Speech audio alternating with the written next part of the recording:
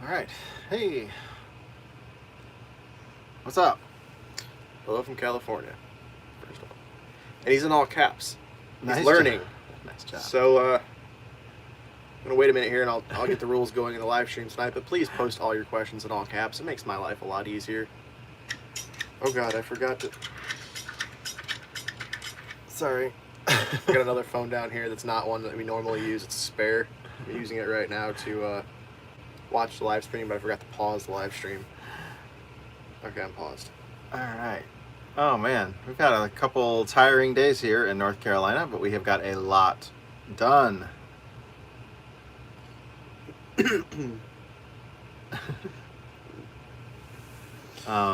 What's going on, Hamilton Mechanic? Yeah, I see lots of names that I recognize too already. We're already up to 70 people. That's crazy. So tomorrow we're gonna really work on the cooling system. Get all the. No, we're not. Well, we're gonna finish the two. We got two more main bearings that have to go in. All the rest of the main bearings are done. Turbo needs to go on, injectors need to get torqued, fuel crossovers need to go on, the rack needs to go on, valve covers can go on, exhaust manifolds have to go on first, up pipes, all that stuff. All those parts are there.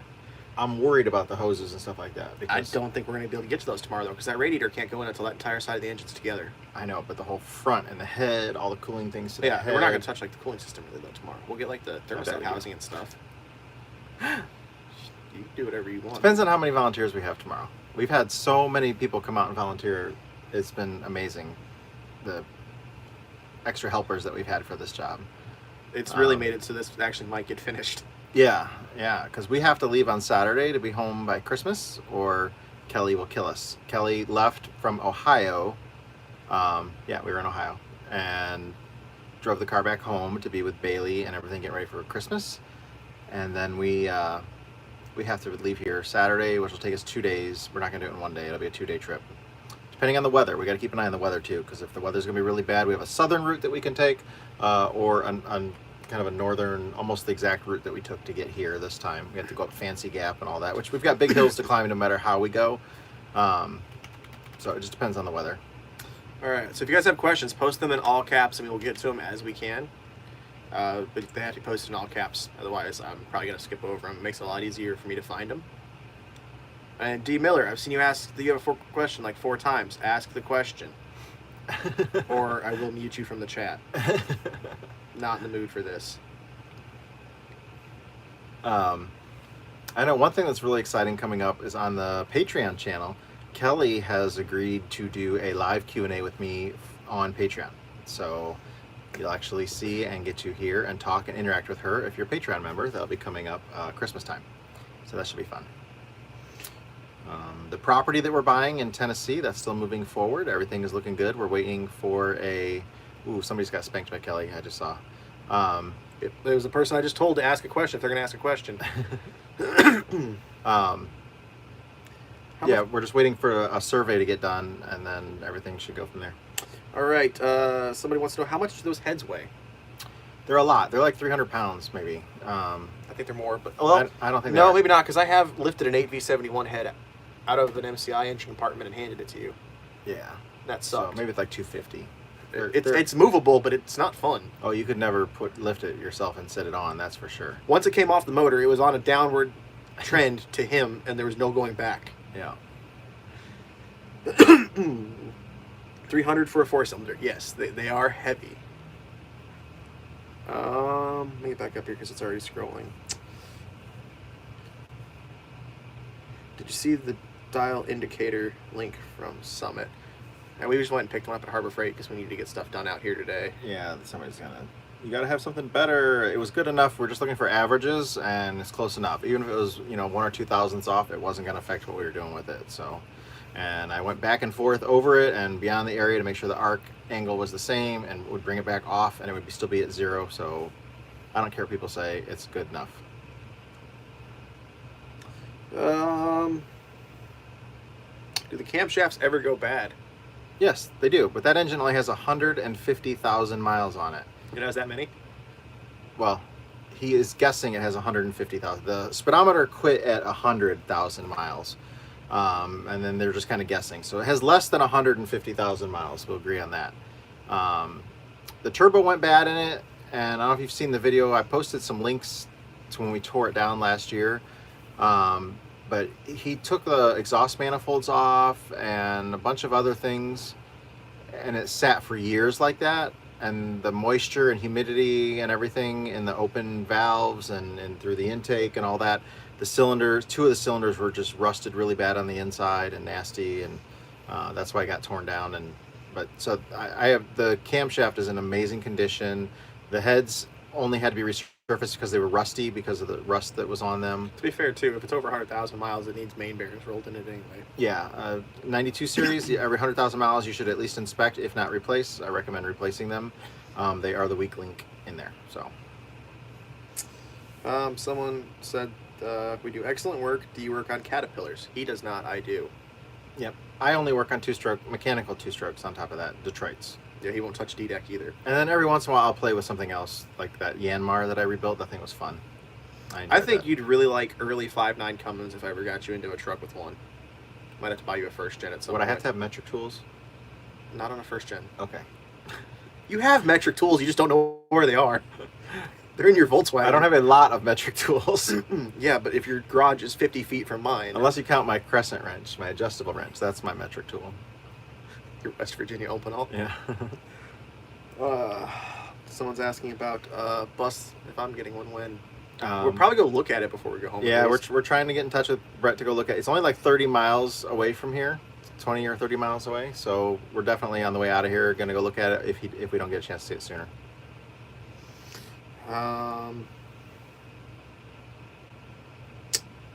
Brandon said he hate to miss it today. Oh, we missed you today. Are you gonna be here tomorrow? Tomorrow should be fun. We get to do those last 2 main bearings.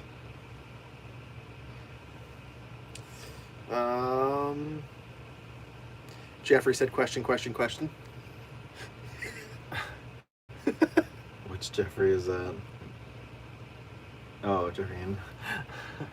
Hey, that's the guy with the Yanmar. Any idea where these tap extractors came from? I need some. Oh, I forgot Jeffrey has that 5.9 Cummins in that other boat too. He does? Yeah. Remember he wanted you to work on that originally. He wanted you to come down to Florida and work on that inflatable boat, the Navy SEAL boat. He has an inflatable boat with a 5.9 Cummins. I think that's. Tell me how this works. I think that's the one. Do you know how much that engine weighs? Okay, maybe that's not what it is then. Maybe I'm wrong. I mean, it could very well be, but that is not a light It's like engine. one of those Navy SEAL boat things. It's got the. I've never played with one. I don't All know. right, What the Jeffrey, answer if that's what that is. What kind of horsepower and torque after the rebuild and max boost? It's a stock rebuild. We are not doing anything here to turn this up or make more power. Yeah, it's got. We put 9G90s in it today. The injectors. I think it's like 350 horsepower. No, That's really low on me. Sorry, 450. 92. 450 sounds right. Is it 4? Yeah, I was thinking of it. 8B71. Yeah, I think it's like. I don't know. Look it up. I don't remember what it is. I'm gonna say I know a person. You can tune them a lot with the 92s, but this is a TA, so it's an 8V92 TA. I have a customer who has an 8V92 TA, but it's a D-deck motor and it's 550. Yeah, so maybe it's 450 is what I'm guessing that's about right, because 475 is where I see most of them. 475 to 500. 380. You're doing a lot of math over there. Yeah, no, I don't think it's that much. You don't think it's 450? I think it's in the three. I think it's in the three, in the high threes, but I could be wrong.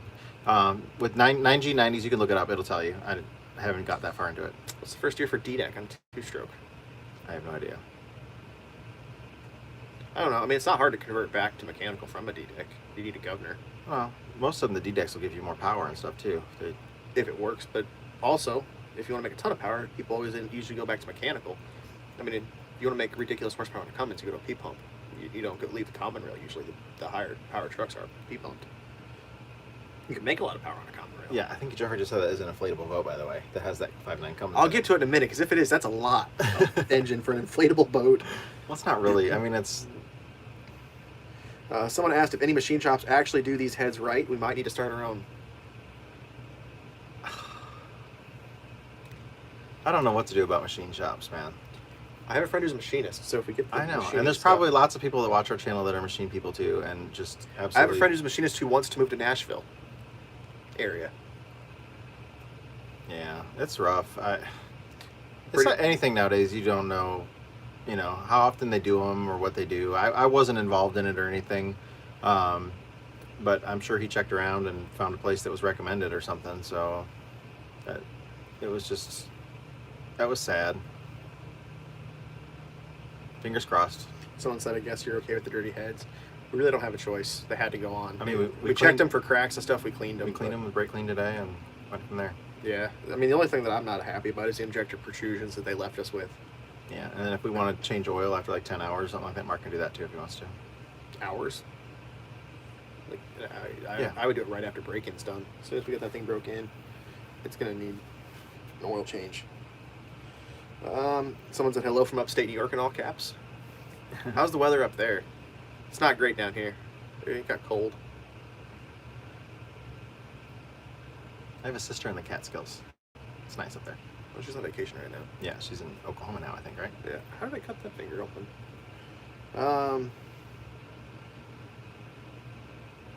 How are you pushing up the stream? Question mark.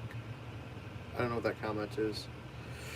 What position is the thrust bearing in? Should be the number 4 main, right? Well, we're replacing it, so we'll know. We haven't tomorrow. pulled it yet. Yeah, we haven't touched number 4 or 5 main. We haven't hit the thrust bearing yet, so I'm guessing it's in the number 4. It's on number 5. It's on number It's the 5. last one. Yeah. It's always the last one. Shouldn't be. Yep. Because you have thrust in both directions, so it needs to be a centered cap so it can push against the crank on both sides. I'm guessing it's in number 4. You don't just have one side of thrust face. You have 2. It's always on the end. You'll see. Okay. It goes on tomorrow, though. We've got them. Yeah. It's an automatic, so it shouldn't be bad. It's the manual transmissions where they really get bad.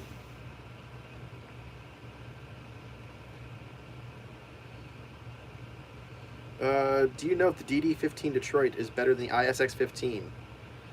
I much prefer the ISX over the DD15 Detroits. I really like the mechanical ISXs. So, I mean, those make a ton of power, but between the two, I would go with an ISX15 over a DD15, and that's coming from a person who has a Detroit logo tattooed on his arm.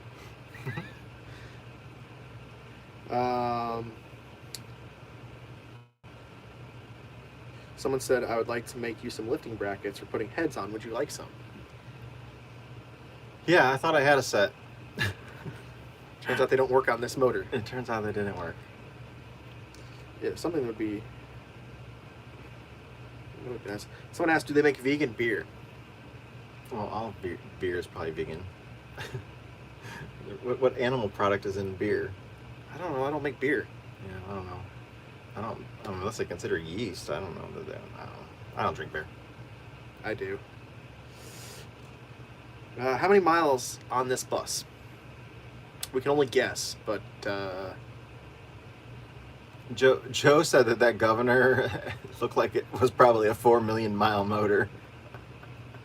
So that's a fair guess for how old it is and how long it was in service. I would not doubt at all that it has more than 2 million miles for sure. I would say that's like a guaranteed, definite yes. Didn't your fishbowl have over 1 million on it? Well, you think about it, they run every single day of the week. I thought the hub odometer was broken in the high 900s when you bought it. And that thing ran for 20 some years in revenue service for the same company. It didn't get retired after 10 years, so it got a lot of use. Yes, Jeffrey said he has a 5.9 Cummins that I can work on. I need an excuse to go down to Florida. Do you understand the kind of boat that it's in when I say it's inflatable? It's like a hard shell, but it's got the inflatable thing. Yeah, I think I know what you're talking about, but that just seems like a lot of motor for a boat that inflates. Yeah. Brandon said he will be here tomorrow. Excellent. I'm looking for more questions in cat. Tempted to take one of the caddies home. Oh, hell yeah. Yeah. And this is only a small part of the collection. I heard he's got like 4 or 5 cars that are...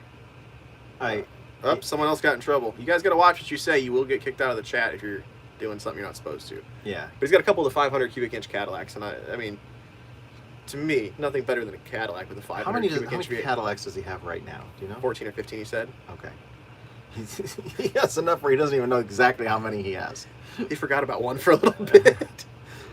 But yeah, they're awesome. I love Cadillacs. Well, we have a super chat from James. Scroll back on that one on your phone. Hey, Scott and Tyler Company. Keep up the good work. Thank you, James Ward. We appreciate that. That's £2. Well, it gives us the American That's like- translation, $2.60. Oh, there it is up there. I was gonna say, yeah, I thought it was closer to $3, but Inflation, man. I know. Best advice for getting an 8V71 turbo starting that's been sitting since '93. Make sure the injectors aren't stuck. Yeah, you gotta bar it over a couple times first, and then try to move the rack. If the rack's moving, you're gonna be in good shape. Make sure the emergency shutdown flapper works. Take off the valve cover. Start it with. I'd probably turn it over under power a little bit. No, I would not. No. Oh, After you free it up, oh, yes. with the rack in the off position and get oil flowing through the motor before you let it hit under power. Yeah, and a good thing to do before you do any of that too is like take out the oil drain plug and make sure no water comes out. If there's water in there, it'll come out at the very bottom. It would have settled to the bottom of the oil. It's fine to start with the old oil that's in them, and then usually the old fuel is fine too. You can take care of that once you know it runs. You Yeah. just put a few $100s in old. You'll probably have stuck injectors though, depending on. It just depends, but most of the time they are. But you can free them up. Yep. Someone here says 450 horse. Okay, I believe that. Yep, still want to do it. 24-foot Willward Navy SEAL attack inflatable vessel. There you go. It's got attack in the name. It's got a Cummins in it. Yes, I will come work on your damn boat. Can we go out on it afterwards? Yeah, I'm sure he would take you out of it. Yeah, I'm in. Hang on, how much power do you want that motor to make? Because if it's a peat pump motor, I can make you some real power before the thing gets out of the water, or into the water. That'd be good. Oh, and I can't overheat it because it's in the water. All right, let's find some more comments. Yeah, 6V92 TA is 335 horse. Okay. Someone here says they want to come visit us on Friday. Do you have his phone number? If so, text us and let us know. Yep. Yeah. Text me my phone number 317-965-1730. Don't call that phone because it won't even. If you're not in my contacts list, it doesn't even ring. I don't even know that you called. So Yeah, you gotta text. you can text. But leave your name. Don't people send me texts and they don't tell me who they are too. So leave your name in there too.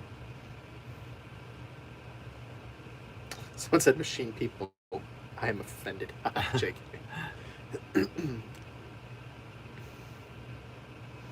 I saw that video of the boat that you had. The Cummins engine. Do you also fix boat diesel engines? He does Detroit's in them. Just Detroit's. Oh. From Another super chat from Sonic Tracks. Your videos have made me a bus fanatic. Good job.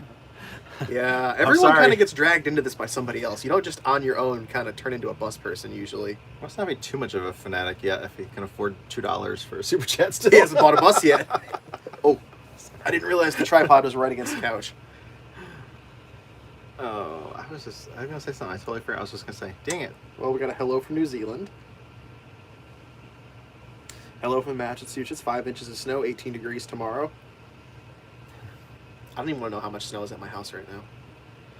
What's it at yours? I think I got like 8 or 9 inches or something like that at home. I got 6 inches the one night and then another few inches the next. I don't remember.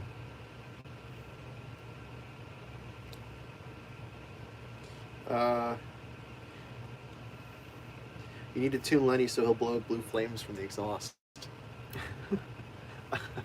Another super chat from Tim. Guys, great shows. Keep up the good work and Merry Christmas. Hey, Merry Christmas. Thank you. Yeah, that $5, that'll go towards the new property. We're going to have some RV pads out there and people will be able to come. I can help them work on their buses out there and stuff too. And that's going to be fun. Might even share a beer. Let people in my beer fridge. And yeah, we're going to have to buy a bulldozer though. I can't spend the money until we get the property. We have got the green light to buy equipment. Does the stress of deadlines ever take a toll? I mean, it gets done when it gets done. It's either done or it's not. You can't change it. Yeah, I mean, most of my deadlines, if I don't meet them, then I just got to go back. There's nothing I can do. Like when I had to go back and left Lance unfinished there for a while, and then Sage. But we went back and finished them both up and knew we'd get to them. But unfortunately, I have a few commitments here and there that I absolutely can't miss. And like Christmas, I can't just say, hey, Kelly, put off Christmas until Saturday. That's not going to happen. I mean, it could for me. It's just a she date. would kill me if I do that even for you. So No, I mean, like, I don't care what day we do it. It doesn't bother me the slightest. okay. I don't know what day of the week it is until you tell me. Yeah, it'll be so nice to not have an HOA. That'll be awesome.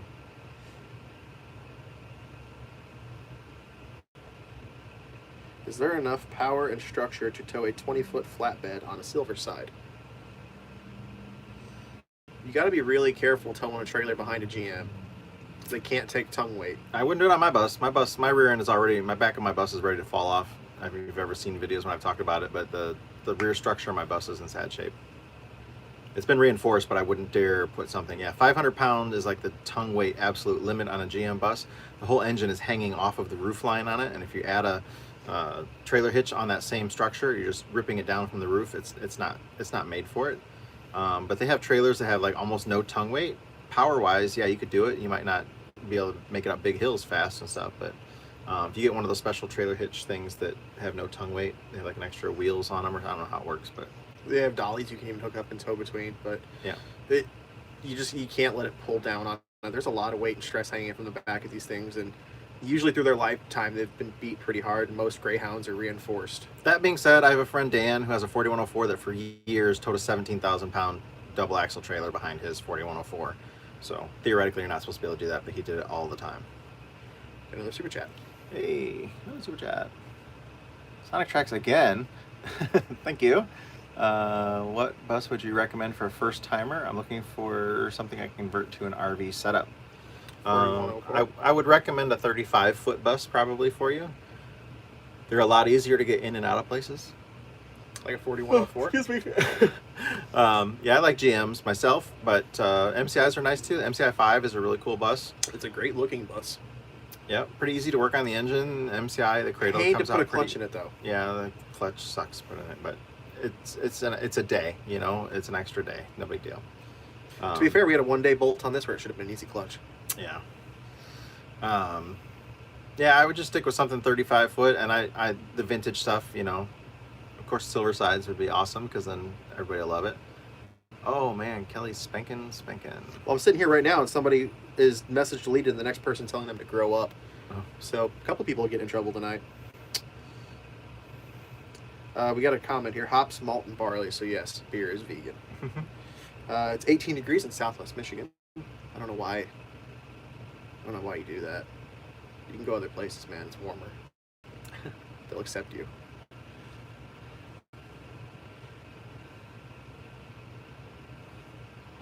All right. Oh, tired. I gotta go again. Sorry. Oh, I had something really important I was gonna say too, and I totally forgot. When you looked at that 12-cylinder Canadian MCI 6 or the MC6, did the guy say it got 6 miles to the gallon or 16? I'm guessing 6. Oh yeah, it got 6. It's a 12V71. Now it's Yeah. not going to get good mileage. It's twice the engine of this bus. Is it twice the weight? Yeah, it's crazy. All right, let's see more. Someone said thank you to Mom for kicking somebody out of the chat.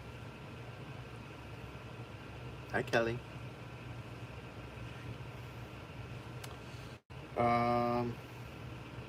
More people thanking Mom for kicking somebody out. Do you also work on car engines? Air-cooled Volkswagens is about all you do, isn't it? Yeah. And then I usually don't do that much. Not anymore. I just call him. I'll assist him. It's honestly usually easier if I just get left alone. Yeah.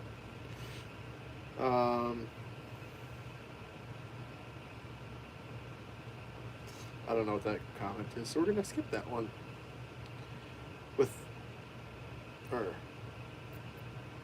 What's the weight of Lenny now with the full conversion versus the full passenger and luggage? He's more now. I don't know. People are heavy. No, not back then. True. I Well, think- someone just got deleted again.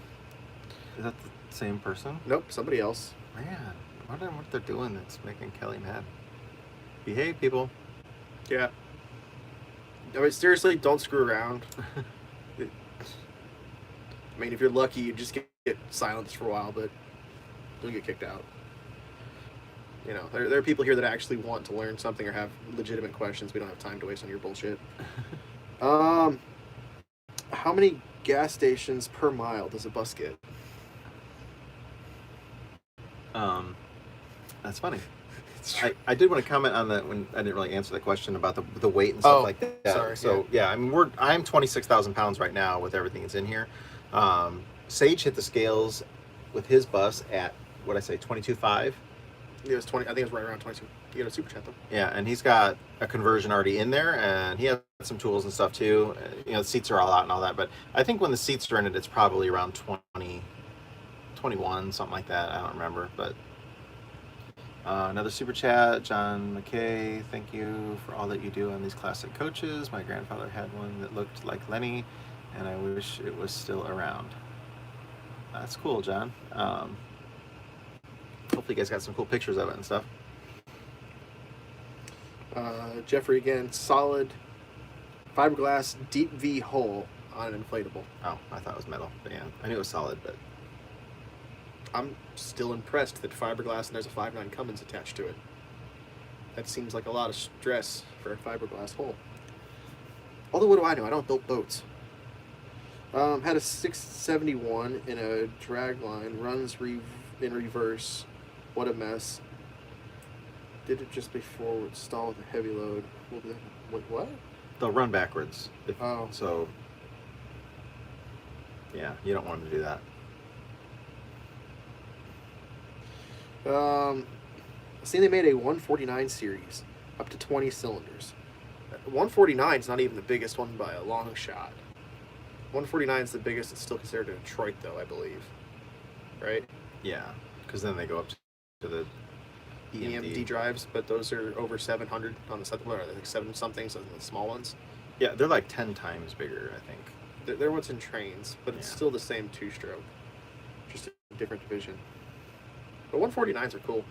I've never seen them in a truck. Have you? No. Just off-road and marine.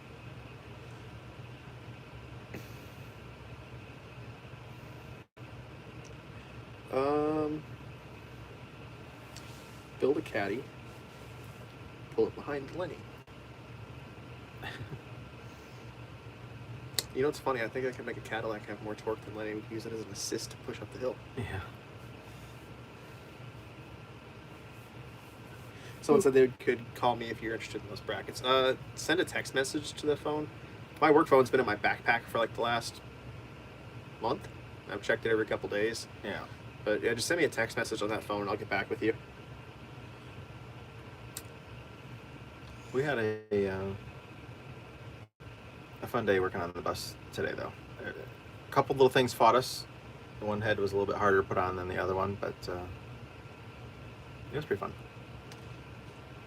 Nobody yelled at each other. That was good. No yelling. Have you found an animal hibernating in one of the coaches? Lance says MCI might. Oh, definitely. There is a Raccoon or something. I'm gonna say raccoon Living in that new bus that he's buying. The engine bay. The engine bay. I mean, there was some super fresh turds and a mound of it a mile high back there. Right on top of the governor too, where you're gonna have to clean off and grab. Yeah. Yeah, he's gonna have to get that one clean before I'll touch that. Jeffrey said I can make that boat have all the power I want. I'm bringing the turbo with me. Oh, I'm so sorry. I'm tired. A couple of comments here of the Merry Christmas. I'm looking for stuff in all caps. If you guys are posting your questions, please post them in all caps. Oh, I can't wait to get home and get my Christmas present that Kelly's got for me. Do you know what Kelly got me for Christmas? The wheel? Yeah. Yeah. The one wheel? So, someone here just commented they're in Australia, and it was 120.2 degrees Fahrenheit today. Also, same comment to the guy in Michigan. Dude, you can move somewhere else. More hospitable climates to let you in. I can't wait to go to Australia. But Can we go for summer gnats? You can't say you don't know what that is on camera. They'll roast you. Keep the HOA happy. Happy HOA, happy life. so happy that we won't have an HOA. Very, very, very happy. Can I make the HOA mad one And I'm last sure my time? neighbors will be happy once I'm gone. Why? I don't know. I think they were more happy when I moved. They'll still be mad about our other neighbors that Yeah. don't know how to mow their lawn or do weird shit like that. Someone wants to know where the Yeti outfit is. Yeah, you haven't worn it yet. It's not our last day yet. What Freon do those old bus AC systems use? Freon. R12? Yeah. I'm guessing it's the R12. Yeah, some of them have been converted. I think it was Lance's. Was it Lance's converted the 134? Yeah, R12 and R134A are the normal refrigerants for automotive. The new ones are 1, 2, 3, 4.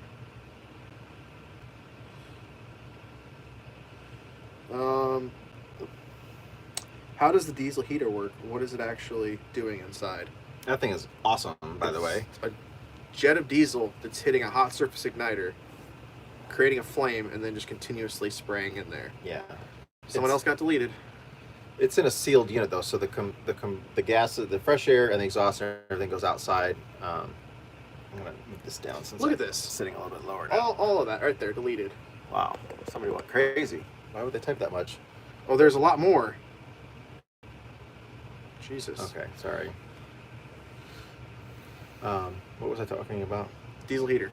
Oh, that thing is amazing. Once I figured out the programming and how to use the little keyboard thing that comes with it, the directions that came with it are absolutely ridiculous. They don't tell you squat about how to do anything. I had it for a week before I even figured out how to use the thermostat feature on it. But I have it on right now, and I've had it on many hours, and the fuel's down like maybe a quart. It's crazy. Super hot air. I'm probably gonna. I don't know if we're having problems with our propane furnace again. Tyler turned it on tonight and it didn't turn on, so we're either out of propane or there's a problem with that. But if that's bad, I'm kind of just gonna probably pull it out, yank it out, and add a couple more diesel heaters to the bus. Because the one thing I love about having that in the bay is now that it's on, my bathroom floor is warm and toasty from having it underneath and the thermal heat coming up. It's amazing. So if I add a couple more of those around the buses in the different bays too, and then I would have my heated floor like I want. If it only uses very little fuel, I like it. Someone here said Canadian MCI ? MCIs are Canadian to begin with. The MC6. Well, they're all made. I think they're all made in Canada. Is that what they're saying? Yeah. Well, the MC6 though has a Canadian version. Oh yeah. Because the MC6 is. Well, they don't have a Canadian version. They had buses that were sold in Canada and in the United States. They were all 12 cylinders to begin with. But every Greyhound North America or United States, whatever, yeah, took all of them out and put an automatic transmission with an 8V. With an 8V in them. But the Canadian ones didn't. They stayed with a manual transmission. And a 12V. And 12V. So there's such a thing as an inexpensive bus. Yeah. There's a lot of inexpensive buses. Lenny was $3,000. I think $3,200, something like that when I bought him. Yeah. But if you're planning on driving the bus, then it gets really expensive real quick. But I don't think it's out of it's not. If you go out right now and you buy a new motorhome, you know they're $150,000, $200,000. So you can get a bus conversion for $30,000 by the time you're done with new tires and get some maintenance done on it and stuff like that. You're way under, and these things are built so much better than any new motorhome you're gonna get. So yeah, you crash a Sticks and Staples, especially if it's a Class A where it's built on a chassis. You're the crumple zone. yeah, There is no body, there is no structure, there is no safe. You know, this thing could flip, and it looked vaguely the same when it lands. And if you go out and you buy a 10-year-old motorhome, you know, maybe you can get one for $50,000. If it's gonna be a piece of junk. They're not built to last. Yeah, you don't want to do that. What is the most common cause of low oil pressure at idle on an 8V92? Nothing. That's how they're supposed to be. Yeah, if it has oil pressure at idle on a Detroit, it's good. Yeah, any oil pressure is good oil pressure. What's spec, like 5 psi at idle minimum? Sometimes it's less than that. Yeah, 2.5. How much crap did you get over Don't the run them at idle. golf ball trick? I don't think anybody. I don't remember seeing one negative comment. I didn't delete any comments on it, so if they're on there, I didn't see them. They work. I knew it would work. I autographed a couple of golf balls for the guys that volunteered that day. Yeah, they got autographed balls. Not their balls. I'm not that famous yet. Do you think adding automatic transmission fluid to diesel fuel injectors would help clean the injectors? Yes. Don't, yeah, you be sparing with it though. I mean, what size batteries do I need to buy for a 1951 bus? Well, it kind of depends on what it is, but most of these buses originally came with 8Ds, is what came in them. But you can usually get away with a couple, like 2 Group 31s. They're a lot less expensive and near the same cranking amps. Another comment here says knowledge is everything. Sometimes luck is too. Yeah.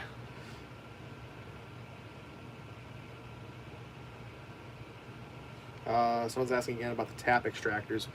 I'll try to find a link and we'll post it. Those are amazing. I could have totally used that when I were working on Sage's bus when I broke off a tap.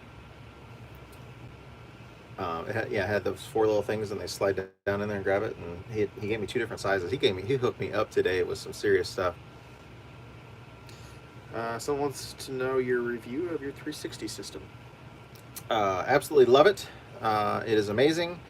A couple little things that I'm going to change on it, and REI sent me something. I got to post. I don't remember what it is. Like they have a new, I think a new forum maybe set up, or a question forum thing. I just forgot until just now. I've been so busy, but he sent that to me. Just like what I said, that they don't have a default mode that shows the rear view camera because it's always showing the front facing camera, which I have no reason to want to see. Why would I look at my monitor for a front facing camera when all I got to do is look out the windshield for a front facing view? I don't understand why it's like that, but he said maybe in a future, what's the word when they do revision of the firmware, a future firmware version, maybe they'll address that and make it where you can have that. But meanwhile, he said just to wire the reverse switch, the signal wire for reverse to a switch on the dash, and I'll flip that and just leave it on all the time. And I'm probably going to disconnect my turn signals from it because I don't really need that turn signal view, because you can see the sides when you turn. Actually see more of the sides when I'm turning without that turn signal view. I like it better. Plus, when I use my hazards a lot, because I'm when we came up mountains and stuff like that, we were going slow, or if I'm coming down a mountain. It might just be the way we have them wired. It is, because I did not wire in the hazard input wire. Okay. So I couldn't find where the hazard lug goes because it powers both of them at the same time. Okay, yeah. So it was getting confused when both my turn signals were flashing at the same time with the hazards. When is Lenny going to get a fresh polish and paint job? It's going to be a while. That is way down on the list. Maybe the polish will be sooner than the paint job part. If we paint it, I'll probably do it in stages. Like I'll do the front, from the driver door forward one time, and then another time I'll do the side windows and then the rear. I don't think I'll do it all at once. It's just too much prep work, and I don't have that much downtime to do it. I don't think so. I mean, it'd take us about a half day to sand it all. It'd take about a half day to probably mask it and tape it, but it only take a couple hours to shoot it in single stage. Yeah, I don't know. And man, just the thought of doing that. I say that, and I planned a weekend paint job that took 3 months. Yeah. I mean, the paint on this bus is terrible. It's been painted with a brush, and it's peeling off everywhere, and he looks pretty good at like 10 feet, 15 feet. But other than that... The rock chips have definitely taken hold on the front. Got a lot of miles on. To be fair, you did paint it how many years ago? Oh, yeah. The roof coat stuff that we put on the roof, it's been up there a year now, and I absolutely love that stuff. The Henry's roof coating. I think it was from Home Depot. Can't believe how white and shiny it still is. It's a little dirty right now, but when it cleans up, when you wash it, it cleans so clean. Much better than the bus coat stuff that I bought. The bus coat was on there first. It's real dull and nasty, and every bit of dirt stuck to it, and you could never get it clean again. I could repaint it, and then it would be dull in another, week or two. But that Henry stuff I love it. Someone's asking if we are a licensed mechanic. I said hello from Australia. Are you a licensed mechanic, or is that not a requirement in the U.S.? That is not a requirement. There really isn't a licensing system here. I mean, there are certifications like ASE and stuff like that, but honestly, the ASE is a written test only. And just because you can pass a written test doesn't really prove anything to most people. I don't know a whole lot of people that usually waste the time and money to take the test. We're YouTube certified. Yeah.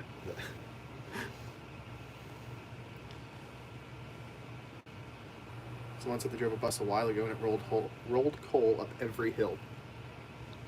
Yeah, when you're going up a hill like that and you start rolling coal, you got to let off on the pedal. You cannot do that. That's not good for it. Besides Lenny, what is your favorite bus? Future liner.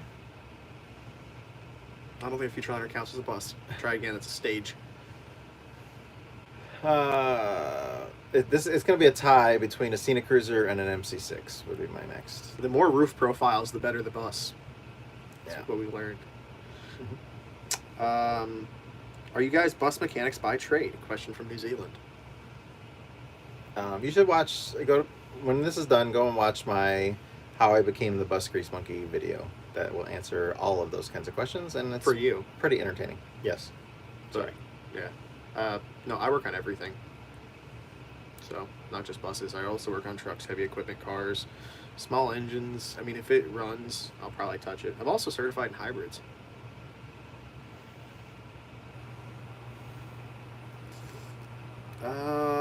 There's a lot of deleted messages. Holy shit. Someone's asking if mom is with us.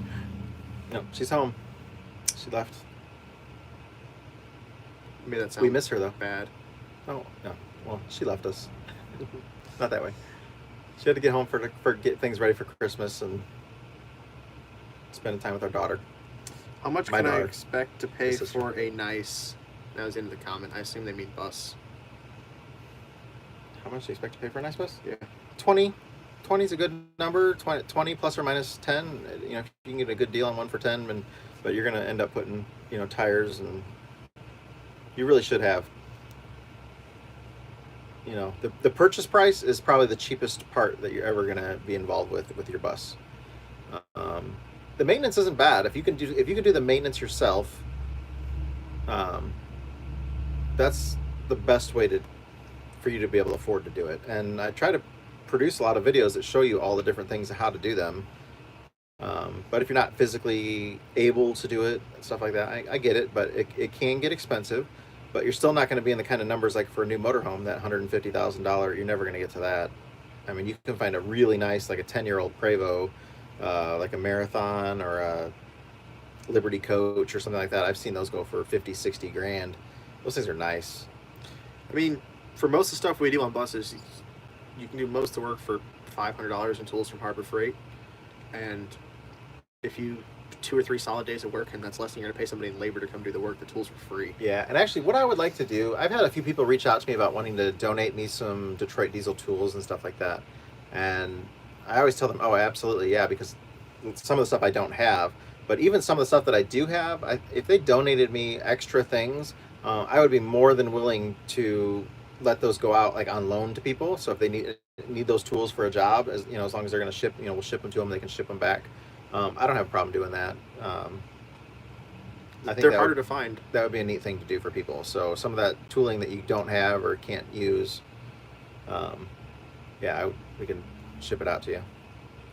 Someone says they're replacing the furniture on their Prevost. Do you recommend any certain brands for durability?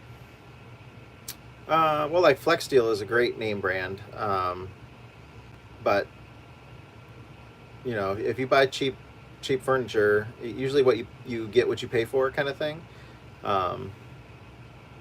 RV furniture is nice because it has multiple uses a lot of times, and it comes apart where you can get it in and out of doors on a bus easy, stuff like that. But yeah, you get what you pay for. So I would research that. I just saw a super chat that came on there.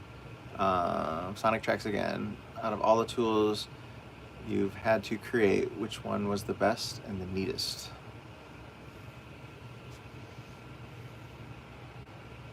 Well, the best is obviously a cheater pipe. Yeah. That's the best homemade tool ever. The longer, the better. The simplest one, too. Yes. I mean, those liner pullers are really useful. You get a lot of use out of those. Yeah, if I would just have the right size ratcheting wrench for it. I really want to get the real liner puller, the Kent Moore one, but it's kind of down on my priority list right now. But if somebody's got an old one that you're not using, you want to donate it, I'd use it. How much to expect to pay for a nice MCI bus, I guess is what they were asking. Or somebody just asked that. Same numbers apply. Yeah.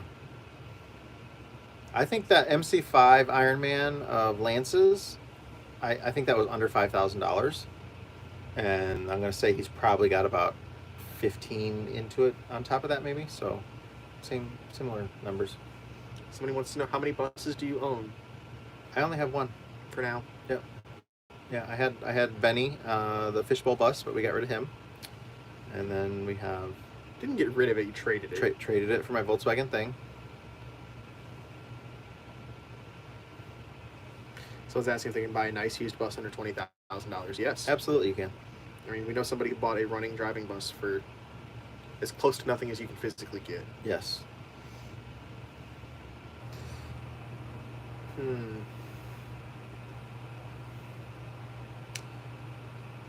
What would be the newest bus you would buy? I like the La Mirage style Prevos, but I won't get one. I'm not getting rid of this bus. If something happened to this one, I'd probably replace it with another Silver Sides. Just transfer over all the parts. Yeah, I mean, I like the looks of some of the Flexes too, the older Flexes, but they're smaller, and I don't think a smaller is going to do me any good. Does ultra low sulfur? An MC6 would be very tempting, though. Does ultra low sulfur diesel affect Detroit's? Not really. Yes, it doesn't have the lubrication that used to be there, so you can add something else to it, but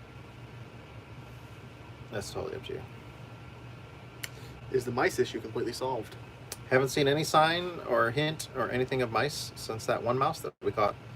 I really do think it was the one rogue mouse. For now. For now. There's always going to be more. I mean, we heard that thing the first time. I mean, there was no sign of a mouse. I heard it. I'm like, that is a mouse. And then I fed it, and then I caught it. What is the max sustained EGT? I don't really know what the EGT is supposed to be, but I know that because I'm using my propane, I need to keep it below like 900, but it's not anywhere Only near that. 900? I think so. I guess you're not turbocharged. Yeah, I'm not. Oh, I've put in stuff like 16, 17, 1800 before. Yeah, no, well, these aren't that much, but you still got to watch it. Yeah, we should probably put an EGT gauge on this thing at some point.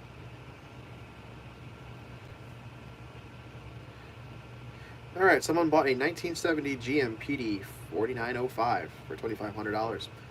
Am I correct that the brake chambers should be the DD3s? Trying to get some parts together to get her home safely. What year was it? 1970. I believe that is a DD3. But Doesn't mean somebody hasn't changed it, so you need to look at it. If look at the brake can, there'll be two chambers, not just one. So it'll kind of look like a maxi brake.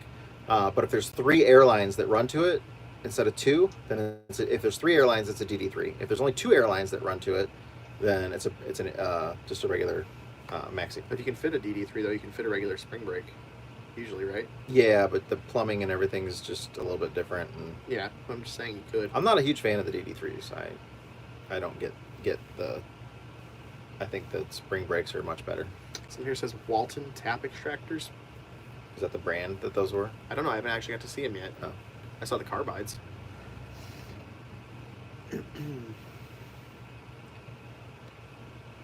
I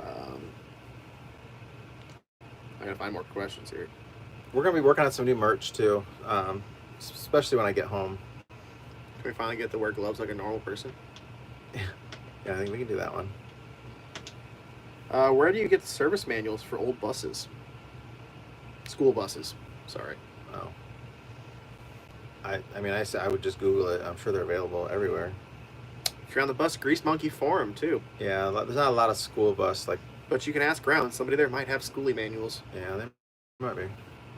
That's a good place to check. We have a lot of manuals and resources there.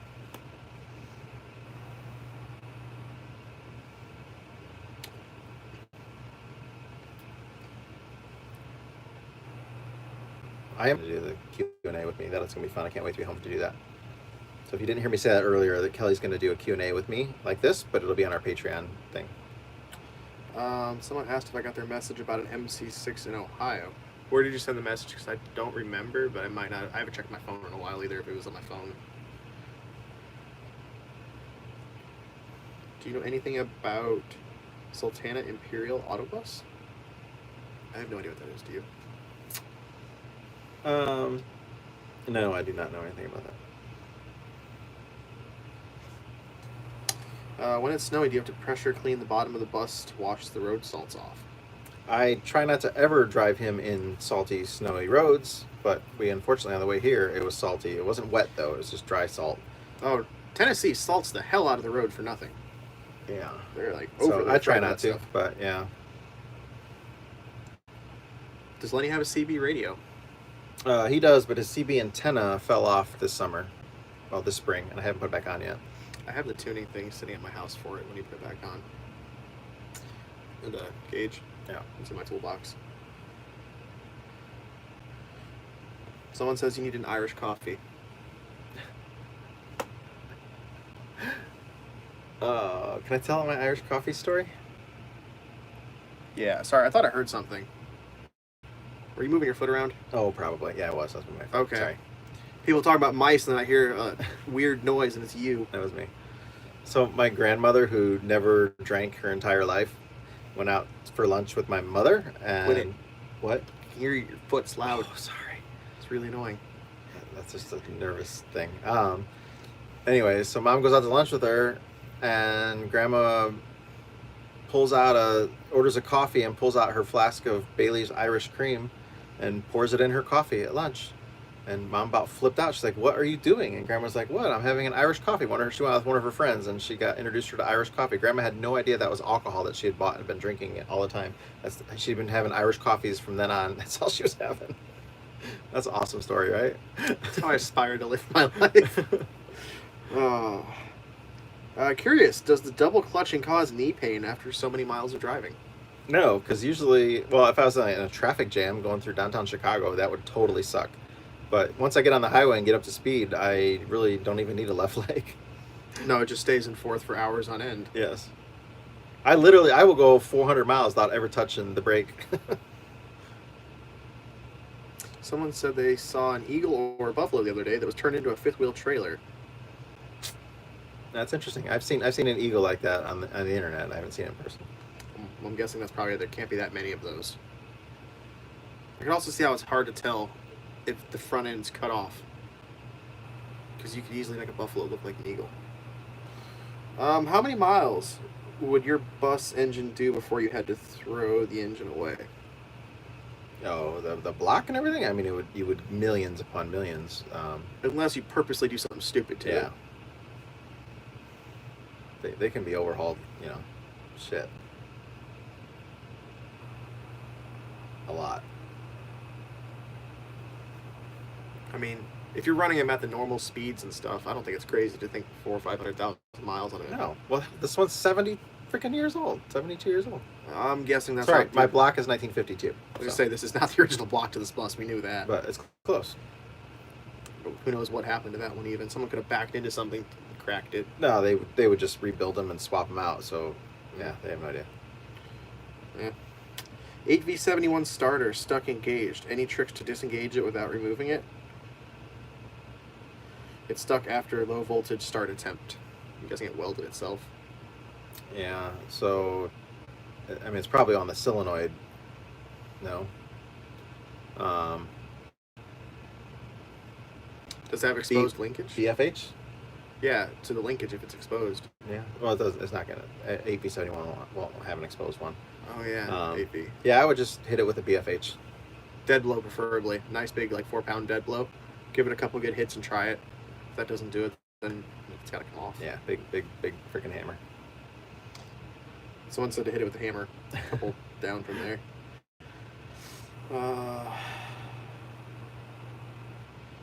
How much should I expect to pay for a 671 head? $1,000 is kind of that's usually around 1,000, but you're gonna get like a remachined head for it. That's usually, I mean, like PC Industries probably has them for like $2,500, but if you watch like eBay and stuff like that, there's places out there that reman them, and around $1,000 is usually what I pay for them. I think that's what the last couple I've seen have gone for. Someone said thanks. I got mine for $400, I think is what I got mine, but then I had paid $700 to have it redone. So someone said thanks for your Facebook comments and advice yesterday. Injectors for a 4104 project. Talk to Luke at US Coach. 2 new N70 straight body injectors on the way. Yeah, there you go. Yeah, somebody on Facebook had asked that he was trying to replace some of his injectors, and they were the HV style injectors, but the tag on them said N70. And I just had a conversation with Joe like 2 days ago, maybe 3 days ago, whatever, specifically talking about that people would do this, that the internal guts on the old style HV injectors, you can put the N series stuff in there and get it to work. So you don't have to, if you change it, it's a lot wider of an injector, but at the front of it, and instead of the fuel being, they're non-offset, instead of the new ones are like one's further and one's shorter for the jumpers. The reason you'd want to do that is so you don't have to change out the fuel rail and all kinds of stuff. The N series are better injectors, but you can put it in the old body. So that's what he had. He didn't know it. He was trying to order that style, but he didn't know what it was. Someone asked if the torpedo heater under the hood of your Volkswagen works. Yes. It's very temperamental. It works great if you fiddle with it at the beginning of the year, and it'll work for the rest of that year. But then the next winter, every year I have to fiddle with it again, clean things out, and get it to work. Apparently, I should like run the fuel out of it each year, and I never do. That's probably what the problem is. Someone asked if it's possible to convert duals to super singles on the back of a vintage bus. Yes, we know somebody who's done it. I don't recommend it. We had this discussion before. I like them. I recommend it. If you get a flat, you're screwed. Yeah, but if you get a flat, period, most people just stop and call a tire shop and have them go put a tire on. Yeah, but you got a flat. You heard a thump, thump, thump, and you pulled over, and the ass of your bus was not dragging the ground, throwing sparks out, which it would if you had 2 flats on the same tire, on the same axle. Do you really think if this thing was down to the rims, it'd be dragging the back bumper? Yes. Okay, with your worn out springs, it's a possibility. Absolutely. A normal bus shouldn't. Oh, a lot of them would. Especially if that tire takes out an airbag or something, too. Don't have airbags. How many miles on Lenny? We already covered that. We're guessing over 4 million. From the governor where? That's what Joe said. I over 2 for sure. Okay.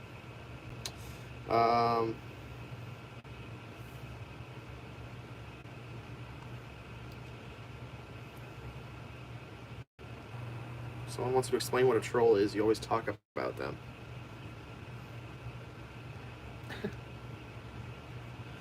Someone says, after about 30 years of double clutching, yes, it does cause knee pain.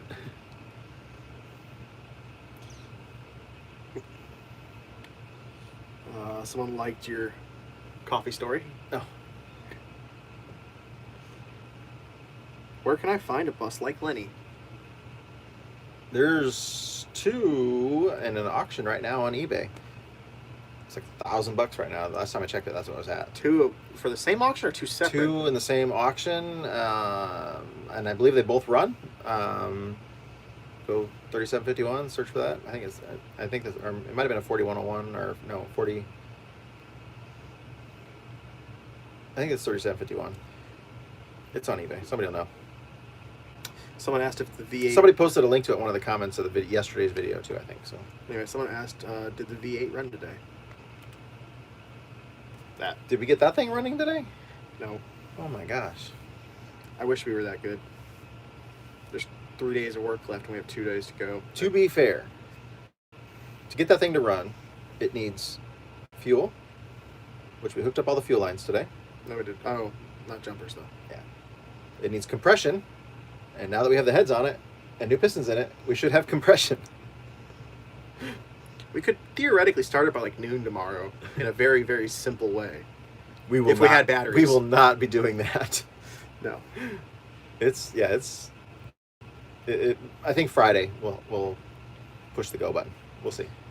Have you ever drove the Blue Ridge Parkway? I don't think so. I don't know. Where's that at? Appalachian Mountains. Yeah, I don't think so.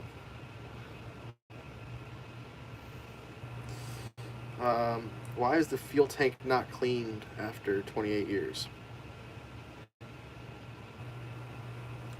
Fuel tank not cleaned on that bus that we just I'm assuming that 48104 we just... It's cleaning itself. It's circulating the fuel, and we got a filter that's taking the crap out of it, so... Yeah, it's still got runnable diesel in there. Just use it. Yeah, we should. Someone says super singles suck.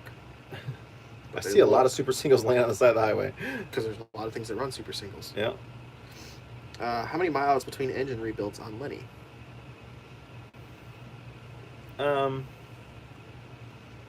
We'll see. I was only expecting to get 100,000 miles out of this rebuild that I did, just because of the way that I drive it, the high RPMs that I'm going. He followed me at 80 miles an hour the other day, so not like catching up to him. I was trailing him right behind him at 80. He was doing 80. You know what? I think the speed limit was 80 where we're at. Just to throw that out there. Yeah, definitely was. Have you ever shipped a bus to another country before? I have not done that, but they do it all the time. Several buses that I've worked on have been sent overseas too. That Scenic Cruiser that had the car hauler in the back, that's going overseas too. What are your thoughts about the fact that there are 540 people watching you right now? That's amazing. Honestly, the whole growth of our channel over the last year, you know, a year ago right now we had like 2,500 subscribers. So thank you for subscribing, everyone. That's wonderful, and I'm happy that there's so many people that they like buses, or they like Detroit diesel engines, or they like a mechanic who doesn't throw stuff. I don't know. It's funny, some of the reasons I see why people watch the channel. I don't really know. I just found a channel the other day that the guy rebuilds steam locomotives. I have zero interest in that stuff normally, but I'll sit and watch somebody rebuild them all day. Yeah, but to have 500 and some people in a live chat, that's amazing. Ever replaced the plywood floors in a 4905? Tips or suggestions? Use marine grade plywood when you do it, and remember that that's part of the structure of the bus. Even though it's wood, that is what stiffens everything in there. You must put as many fasteners back in it, and good quality fasteners. Don't just drywall sheet screw them to the, make sure they're properly attached. And I would use tongue and groove too. And you probably won't be able to get the same thickness because I think they've changed. I don't know, but when I had the fishbowl, like that 3/4 inch plywood really was 3/4 inch plywood. Like 3/4 inch now isn't really 3/4. Maybe get nominal 3/4. Okay. Which is expensive. Do you have a favorite brand for oil and fuel filters? Well, for fuel filters, I love the Fuel Pro, the Davco that I've got.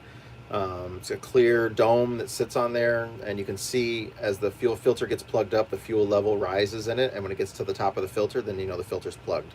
The regular spin-on filters and stuff like that, you never know, so you're either waiting for them to be all the way plugged up until you have a performance issue that you have to change it, or you're prematurely changing it when you don't really need to, and you're just wasting your money. So the Davco, the Fuel Pro stuff, and you don't lose prime on the Davco when you do it, it's amazing. I love those things. I bought mine used. I think it's $75. You can go to any semi-truck junkyard, that place that we go to in Terre Haute. They've got hundreds of them sitting out there that you can buy, and the element that goes inside is like $10 when you do it. And I don't brand name that goes on the inside, that doesn't matter to me. I think all fuel filters are pretty much made in the same place by the same company, and they just put different labels on them. I don't think there's anything. There are very few different places that make filters. I mean, there are obviously multiple, but there are a lot. One thing with an air filter, you absolutely cannot run a K&N air filter on one of these Detroit diesels. You can, just not the oiled ones. Yep. Well, I don't know what other ones they make, but they make non-oiled ones for diesels. Well, whatever they have, you will completely destroy your engine if you put one of those on it. Someone says you can't put a bus on Blue Ridge. Yeah. So, no, never done it then. Someone said 500 people and only 93 likes. I'm seeing 182, so it must have been a while ago. Yeah, they must have said, please like it. Oh, it was only 3 minutes ago, so It's flown up. No, sometimes that number doesn't show right, maybe. I don't know.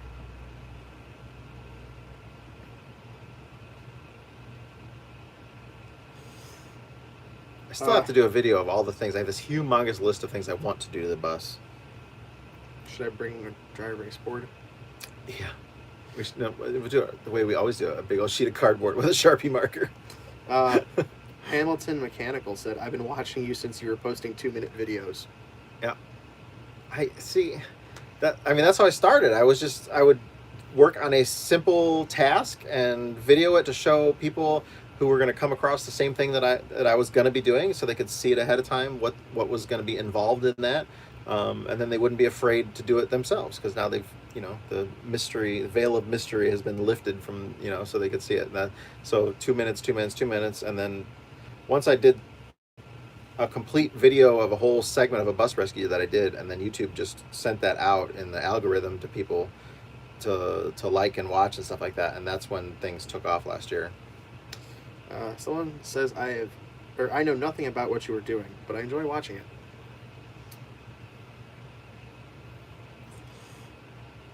Somebody was complaining about my laugh on a post yesterday. I was like, please don't laugh anymore or something. So I put ha ha ha as my response. Can you talk about the structural repairs done on Lenny's right rear wheel arch? That's part of the Greyhound bulkhead repair that they would do when the bulkhead would crack. The rear bulkheads were just super prone to fracture back there, and that's only part of his problem. And they've added steel bracing up on the roof line, from like the third spar back all the way to the back, and it comes down, and then there's some extra structures added over the emergency exit door that have been added in there too, because if you ever look at a driver's side view of Lenny, you'll notice that the rear is it's probably a 1/4 inch or maybe even a 1/2 inch hanging down. It has not got any worse since I've got them, and those repairs were done long before that. I'm guessing that arch is from when the repairs were done. Yes. Well, no, that's the Before. other side. This is No. The drop on the back of the that's bus. from Greyhound. Yeah, that's what I'm saying. It's probably been like that since the 50s. Oh, probably. That the repair was probably done because of that and stopped it at that point. Which the door still opens and closes too. So. You can drive an RV on the Parkway, so we're back in. Oh, okay.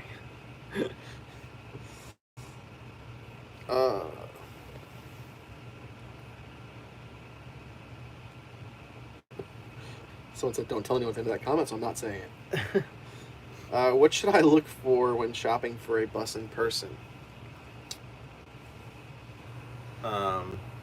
Number one, make sure that whoever is selling the bus, that you tell them you're going to want to see it start.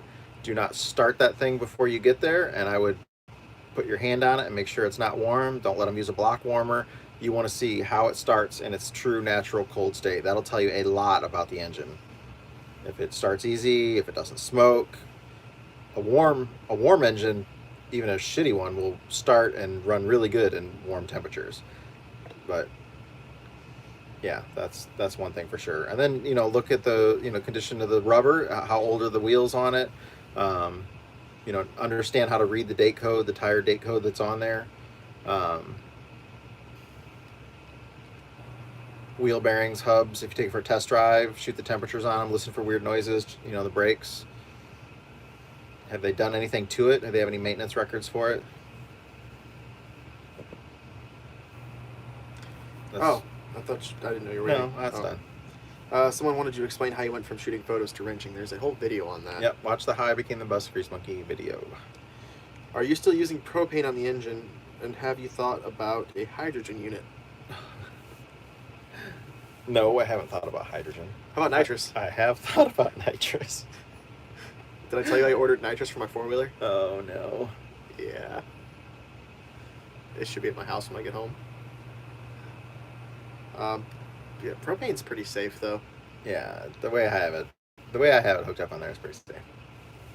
I would be tempted to do nitrous. Let's see how we get with the hill at the new house, if I need to add nitrous or not. I want to see you go wide open throttle in first and spray it up the hill. I'm going up that hill. How many times per month would you have to do maintenance work on Lenny? Well, I drive the shit out of this bus, and I've probably done, not including the engine rebuild, if we get rid of the whole engine rebuild thing. The dropped valve was an issue, but that only took 2 days. Which wouldn't happen if you wouldn't have done the rebuild. Well, it would happen if you wouldn't swap the head. Yeah, the airbag thing was a little bit of time. Oil changes. I mean, other than the engine rebuild and that drop valve thing, I've probably only spent. I bet I haven't put 20 hours in maintenance into this bus this year, and that's probably the same for the year before and the year before that. So, but I always watch my gauges and I listen for the bus to tell me what the hell's going wrong. So if something's making a noise or something's not acting right, I had that drive shaft, the rear, the pinion. The bearing retainer for the pinion was bad, but I heard a noise and wiggled it and, took it in the shop, fixed it. Easy. Yeah. I mean, if you also keep up on your regular maintenance, it saves you from having breakdowns. Yes. If you pay attention to your bus, you get to pick when the downtime is instead of it picking for you. Yeah, and I mostly change my oil 1 gallon at a time, about every 1,500 miles. Just put a filter on it every now and then. Yes. How many miles on the Wonder Lodge engine? Covered this already, but over 100, less than 150,000. That's it. It's very young, virgin motor, never been rebuilt, nothing. That one rod bolt, though. That was very weird, but I think that's an anomaly from the factory. Is the manual transmission more reliable than the automatic? Across the board, usually. If you know how to drive it. Yeah, you can really screw up your bus with an automatic if you don't know how to drive it in there too, because going up a mountain and stuff like that, which anything, you got to know what you're doing. So what kind of handheld temperature gauge do you have? it's Harbor Freight deal. I got 2 different ones. They're both from Harbor Freight. They're different brands. Oh, thought it was over there. No, I had another one that I bought off Amazon, but all those things are the exact same. They read the same readings and so on. I think yours is better. I have a Craftsman one, but mine only goes to 500 degrees. I need to get a bigger one. I have a thermal camera too that's really cool. A FLIR camera. I haven't used it in a while. I should.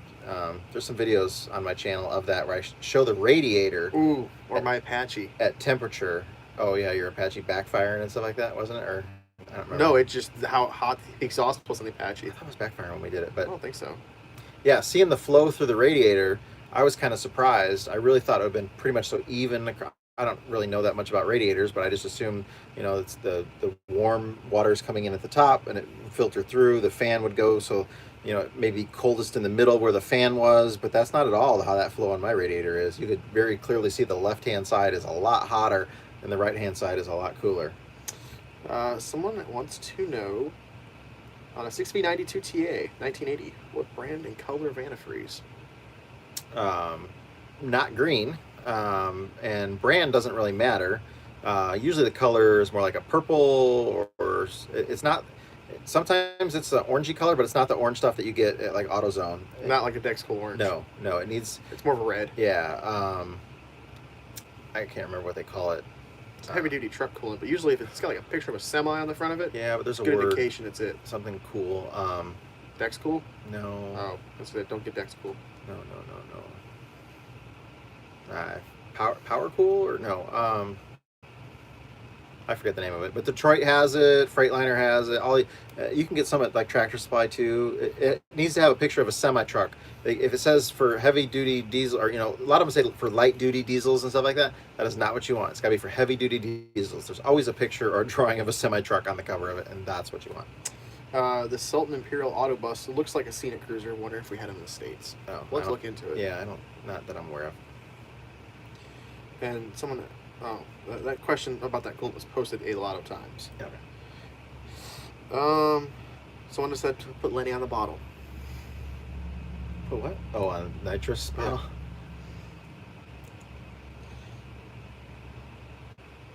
Someone said wet or dry. You only do dry kits on a diesel. There is no wet kit.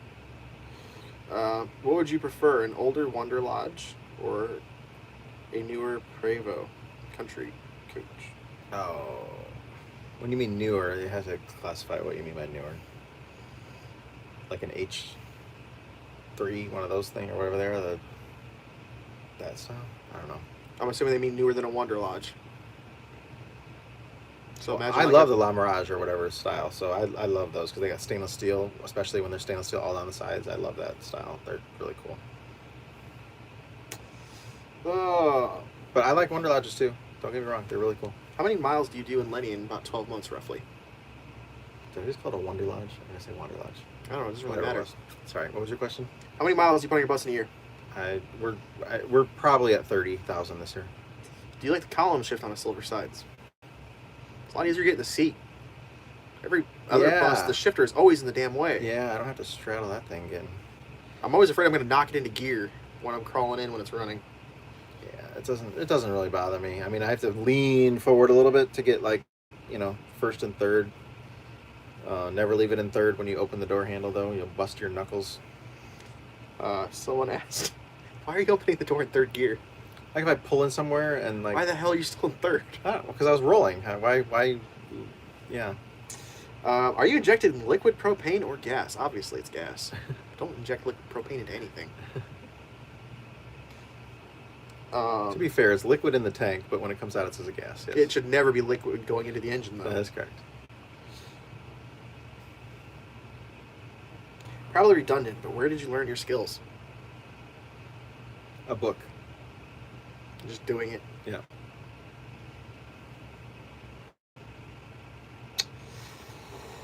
Silverside repair in Minnesota. What was the malfunction?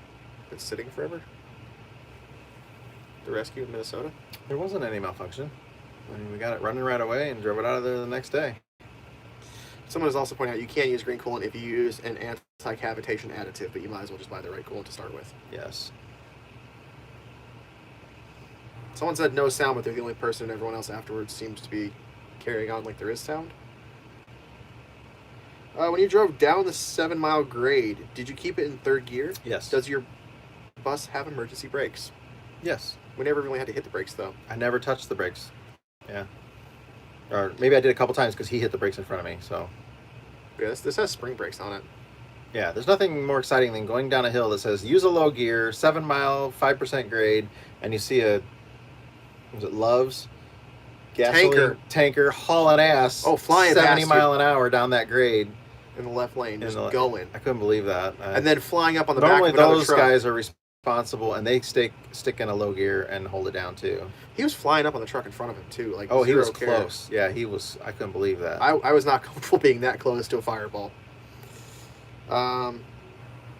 Fleet charge, coolant, That's power it. cool. There you go. Power cool. That's what I said. That's what. Yeah, but fleet charge is what we just put in bills, I think. Yeah.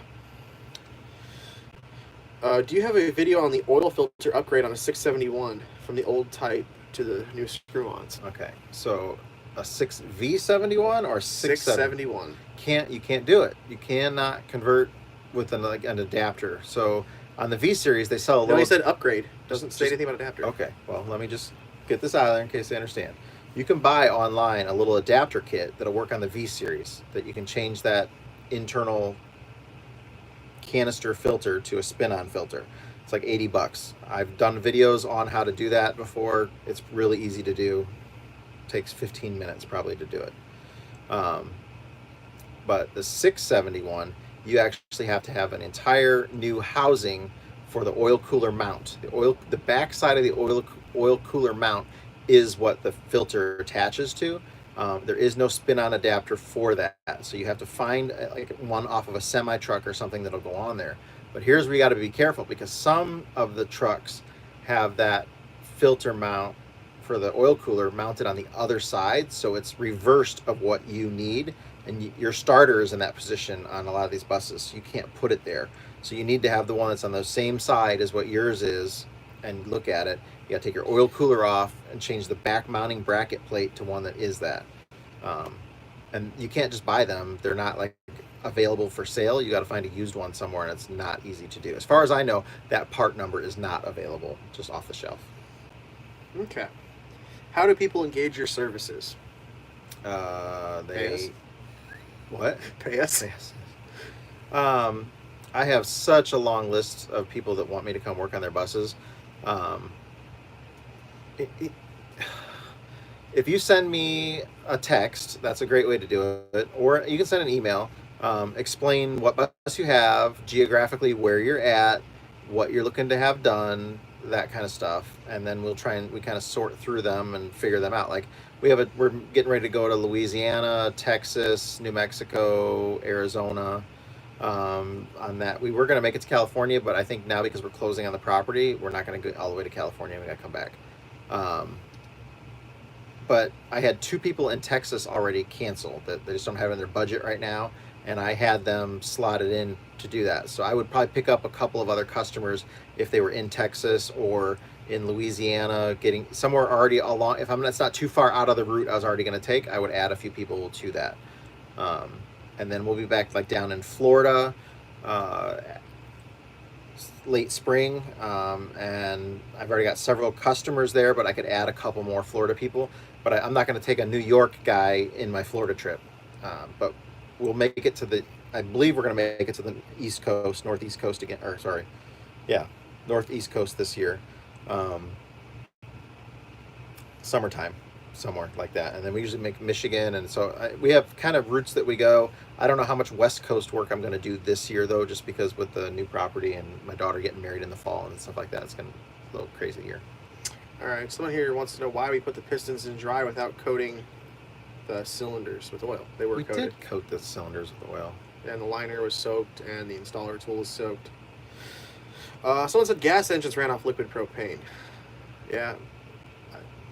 Is it actually liquid when it hits the engine, though? Because I've worked on a lot of forklifts and industrial stuff that runs on propane. It usually gets converted to a gas before it makes it into the intake. I'm not saying it doesn't. I've never worked on one that does, but just about everything I've worked on converts it to a gas before it goes in.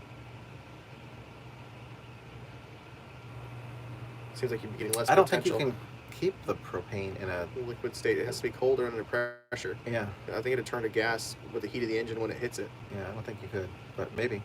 I'll have to look more into it. I've never worked on much propane stuff other than like forklifts and tractors. Yeah, and I'm stuff. just guessing. I know nothing about it. Ran my bus in October. Should I be concerned about a runaway if I don't start it until spring? No. No, but you really should try to start it in between. It doesn't hurt it. There is actually in the book, if it's going to sit more than 6 months, I think, or maybe it's 6 weeks. I think about it. I don't know.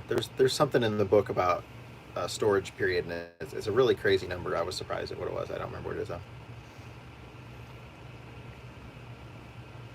If emergency stop flap malfunction failed to shut down a runaway engine, would a CO2 gas injection into the intake kill the engine? Yes. Yeah. Providing you only have one intake. And that it's enough that it's not getting oxygen past it. Yeah. Yeah, CO2 fire extinguisher nearby doesn't hurt. But they're talking about a solenoid hooked up to do it, so you could probably get a CO2 bottle and run it that way. But yeah, it should. Or manually, flip True. something. Yeah. Throw a beach towel in it. It works. It also shoots flaming pieces of beach towel into your car. Yeah.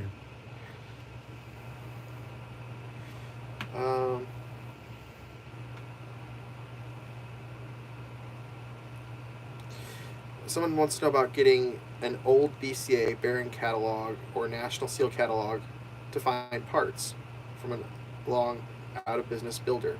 Would those be even possible to find today? Most of those part numbers have been Cross-referenced. a bunch of times. Superseded. Yeah. I mean, it's nice to know the number, but you're usually going to be stamped on the bearing or the seal anyway. Yeah. Mohawk MFG, Mohawk Manufacturing, they're out of Niles, Illinois. They have a pretty good website that'll tell you a lot of those superseded part numbers. If you have your original part number, GM, MCI, that kind of stuff, you type it in there and it'll tell you all the superseded numbers for them. And most of their stuff's pretty affordable. They have pretty good products that they manufacture themselves as well. I just saw a comment that I didn't double-click the torque wrench on the heads. Everything got a second pass over. 240 is a lot. Yeah. At least for the odd angles you're pulling on that. There really isn't a way to get on top of it. But I can do it for you tomorrow if you want to see it. How many do you want me to do? 10, No. 20, 30? No. Oh, no fun. Someone Googled that bus. We need to take a look at it. Apparently it's cool. Okay. How long between brake hub bearing maintenance intervals do you recommend? Depends on if they're oil or grease. I think the book says 20,000 miles for grease. I don't remember. Oil, just keep a look at it. When will you be in South Carolina next? Sorry, I had to read that. Don't know.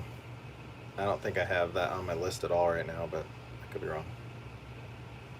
Someone is saying, no, it's a vapor. It's vaporized for the yeah. Yeah, LPG forklifts are converted before they get there. I used to be a forklift tech for a while. It's really easy work. If you guys ever work on cars, go to a forklift dealer. It's the easiest stuff you'll ever do. Are you coming to Phoenix? Would love to meet you. Love the videos. Merry Christmas to all. Yep. Yeah, we'll be out in Phoenix. When? Probably about a month, a little over a month. As long as I don't get a whole bunch of clients cancel between there.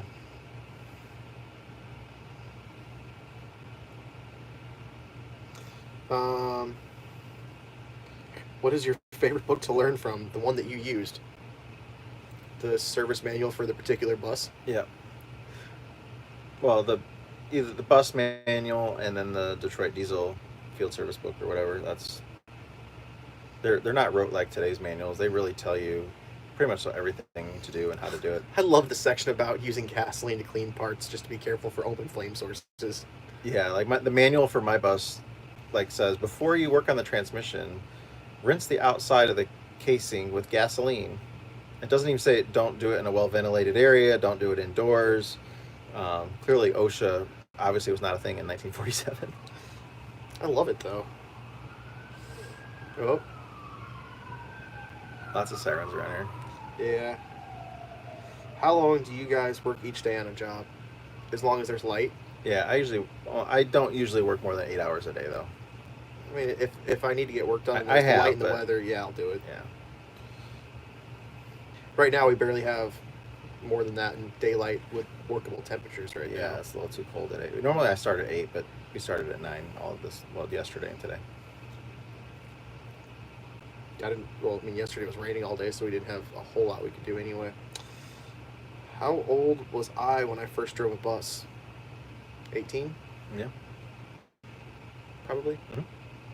I know it was the Benny, but I don't think I drove it before I was 18. No, I don't think, because our insurance couldn't. Wouldn't let me. Yeah.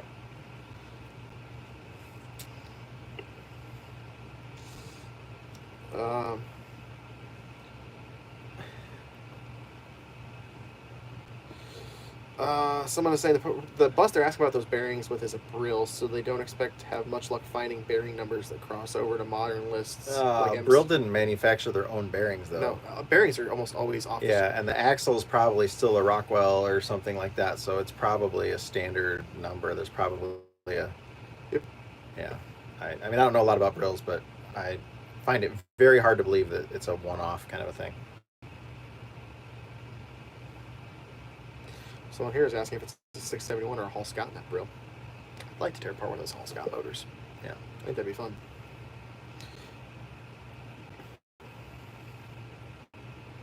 Someone wants to know on MCI 5, do you have to remove the rear wheels to replace the shocks? Probably don't have to, It'd be a lot easier. but a hell of a lot easier. Just don't fight it, take the wheels off. What bus has the hardest to access engine? Well, here's one thing about the shocks too. You're most likely going to use an impact gun on them because they're going to be rusted and seized to shit on there, and they're giant bolts that hold them on, and you're going to want to get in there with an angle of an impact or something like that. I don't think you have the room in there to do it with the wheels on. I think it does. Yeah, you take your wheels off. You can inspect everything else while you're in there. Someone wants to know what bus has the hardest to access engine, like a mid-engine pancake. No, they're actually still really easy to get to. The crowns are easy to get to.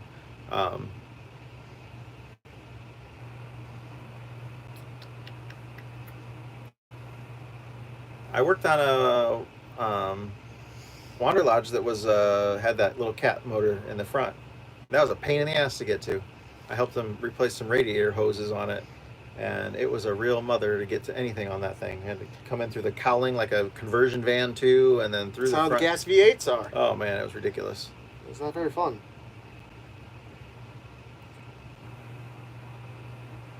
Have you ever camped at a state or national park? Yes. Yeah. Holy crap, I'm caught up. Okay. If you asked a question and you didn't get it answered, he didn't skip it on purpose, probably. No, I just kind of suck at doing this. So you could Post retype it it again again. in all caps if I haven't answered your question yet.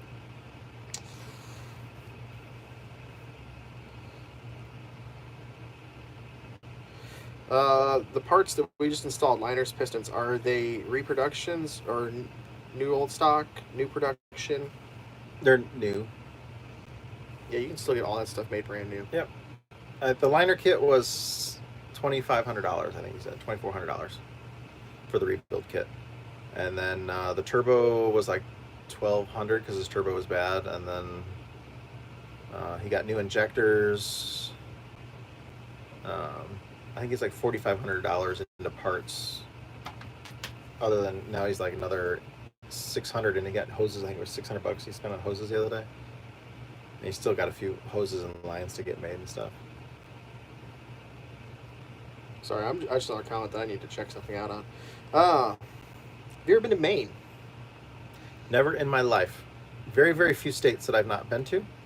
That's one of them. Someone's saying there's aluminum 353s and gamma goats, and I need to figure this out. Because I'd love to find an aluminum 353. Okay. Scott, what happened to your costume? The bunny ears one. Nothing. It's around here somewhere. I don't know where. Kelly put it somewhere. It's here. What are the technical differences between a 71 and a 92 series Detroit? For the most part, everything's just a little bit bigger. Other than the wet liner. Than the wrist pins? And no, because the other They're ones, smaller. No. They're not? No, the trunk piston, but a crosshead is the same. Either way. Yeah, like even the rods, like the piston rods, you can reuse in a 70. Actually, if you're building a really tough, beefy 71 series, you want to use the 92 series rods. What amount of blue smoke is acceptable once the engine is warmed up? 8V92. Talking like oil blue? Well, acceptable and supposed to be there are two completely different things. Yeah. You shouldn't see any blue smoke. Shouldn't really see any smoke when it's warmed up at That's all. correct. So if it is, something's not quite right. But is it going to die on you real soon? Probably not. You can go from a little bit of blue smoke to a lot of blue smoke for 10 years, maybe longer. Do you use plastic gauge for checking bearing clearances? If things look worn and not so nice, absolutely.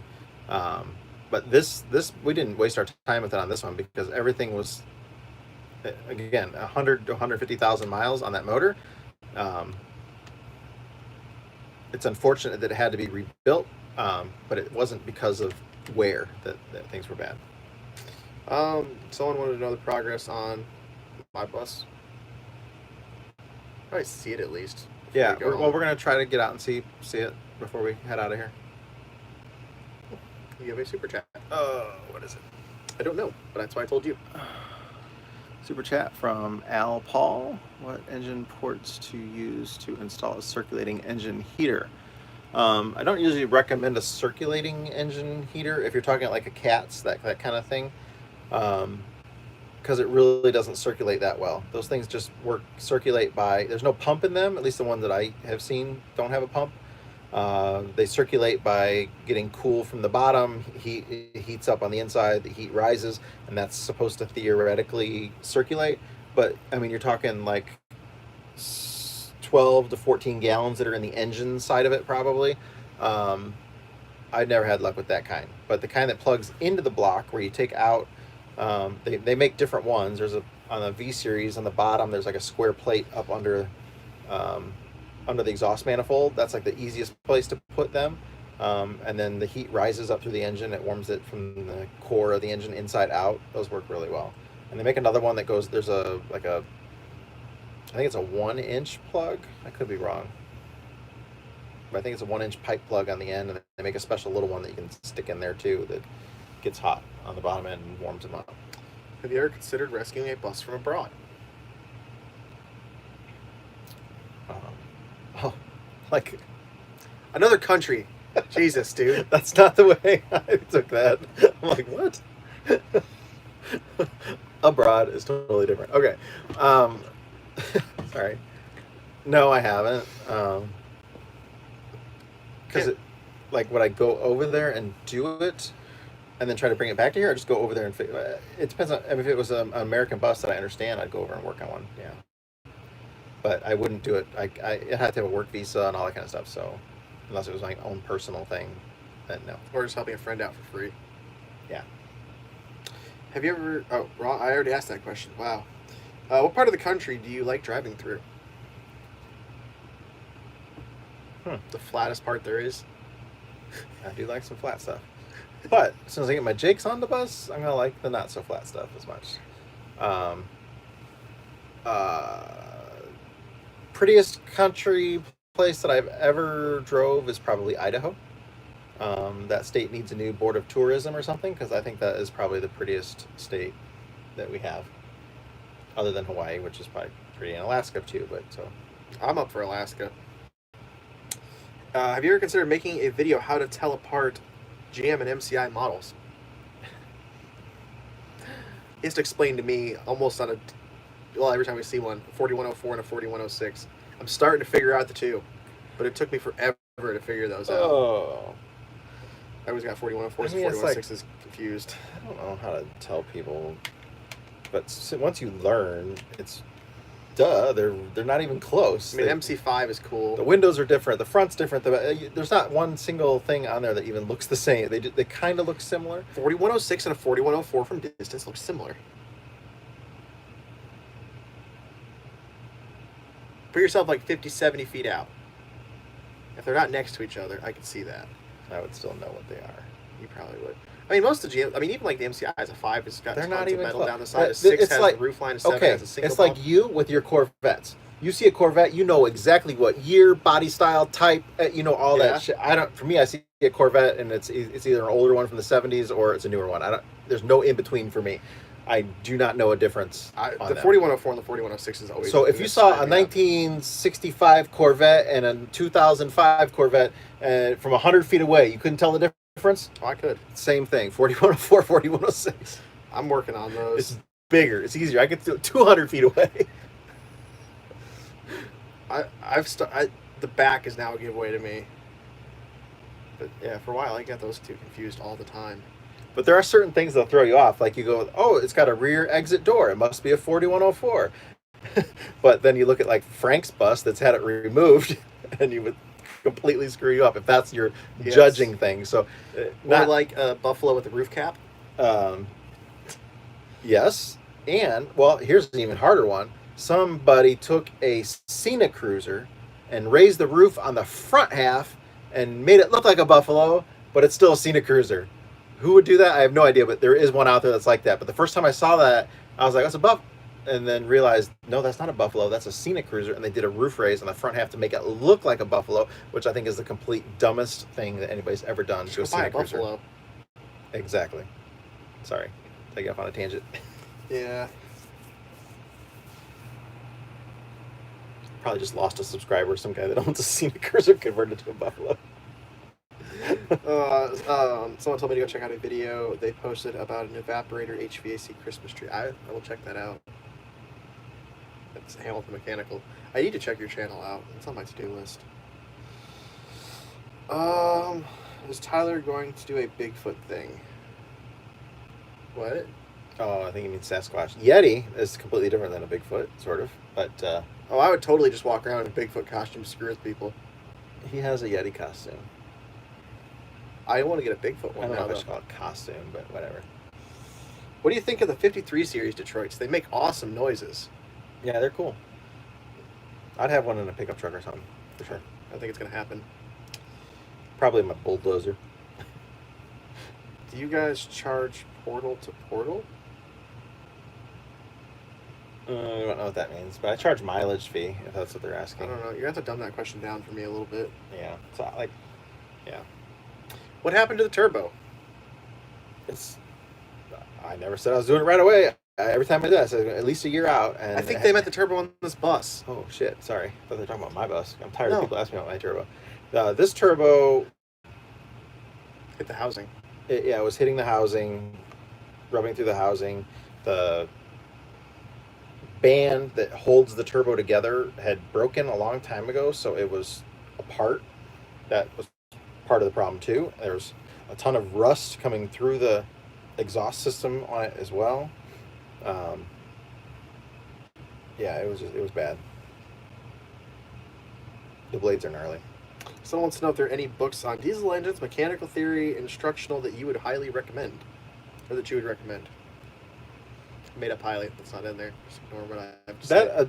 Adele's book that somebody sent me. Yeah. That's a really cool little book.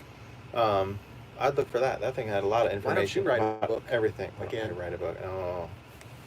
You can do it again. I have faith in you. Yeah. I wrote 2 books.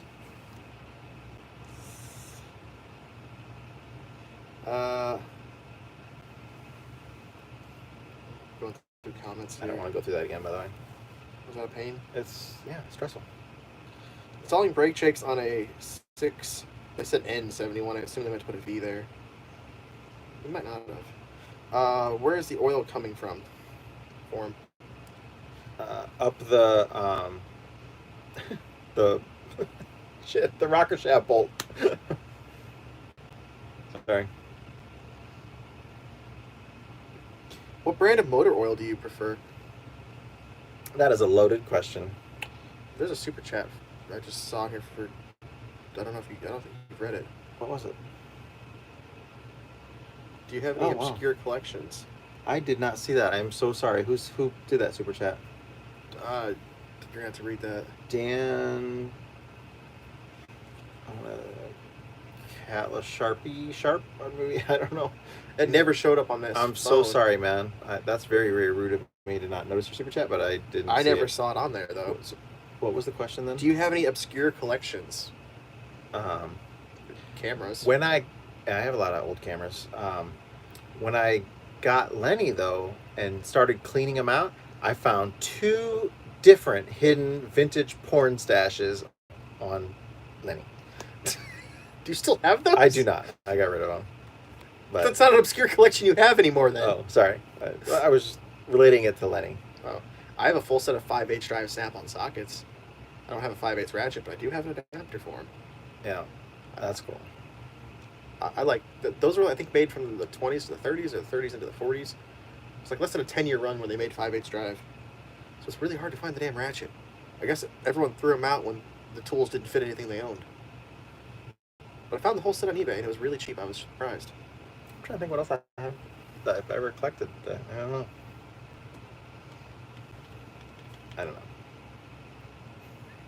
You've made some weird stuff. Yeah. Throughout the house. I have a bunch of I make little robot things. They're pretty cool. Or your spoon and fork. Oh, let's not talk about that. Oh God. Yeah, I do some funky metal art and stuff every once in a while too. You're gonna have to take a picture of that and put it on your Instagram. Probably. Oh, it's on my old Instagram, I bet. Do it on your new one. Yeah.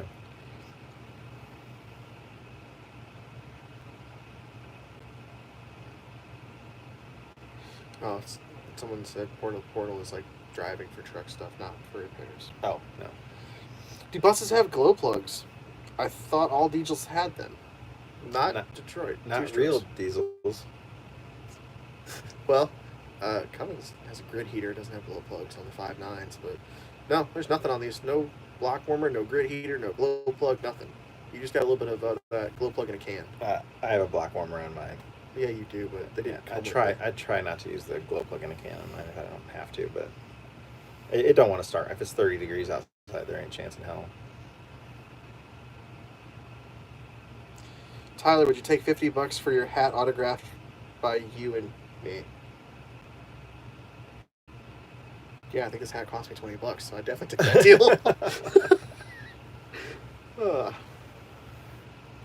Man, if any of you guys want to order Bus Grease Monkey merch and have it signed, yeah, well, send it to us. We'll sign it. I should do that. Yeah, and one thing that we're gonna do too, coming up with our Patreon page, is we're gonna start offering some free merch to Patreon supporters after a certain period of time that they've been supporting us. And Kelly's getting ready to really vamp up our Patreon stuff.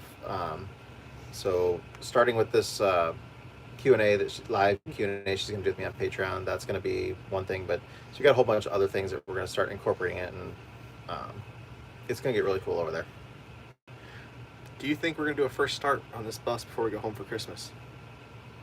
I would say 90% right now. I think I'm not quite as optimistic as you, but See, he took this thing apart 4 years ago, 5 years ago, something like that. Um, so when I got here last year, there were major components that were already disassembled that are Bluebird Wonder Lodge specific. And I don't know if all the parts and pieces are even here for it. So I think we're going to come into some snags when we start putting the cooling system back together. There's no radiator. There's no radiator fan. He had a guy helping him with hoses and stuff like that, and they just went in there with a sawzall and cut hoses off. And I don't know that every hose that's been cut has been repurchased. Or that both ends of it are still here to know the length. Yeah, or to know where end A went to end B. There's going to be a few questions on that stuff. We're gonna hope that it's like his other AV92 Wonder I mean, Lodge. they're like, yeah, like we almost dropped a flange on Tyler twice the other day. I don't even know what that flange thing goes to. Okay, can we address how many times I almost got hit in the nuts with tools the other day?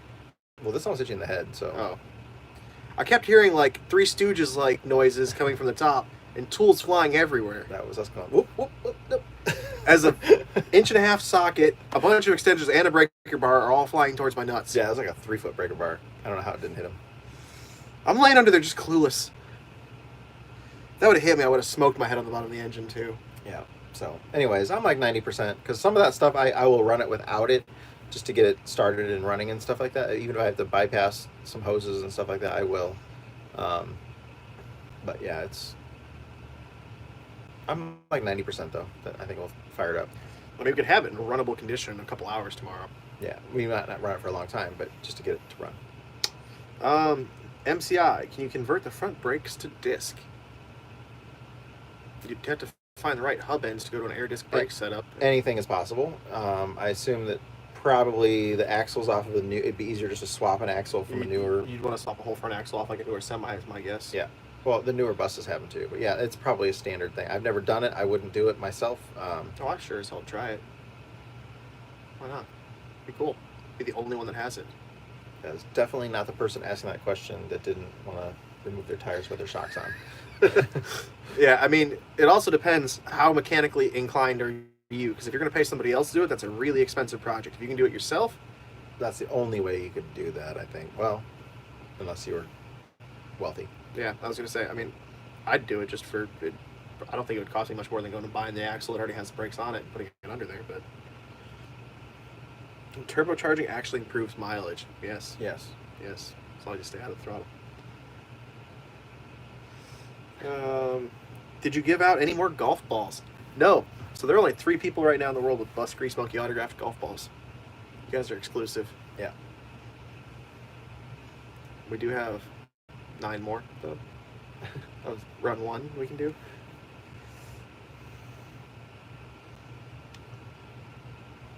Someone said they're signing up for Patreon.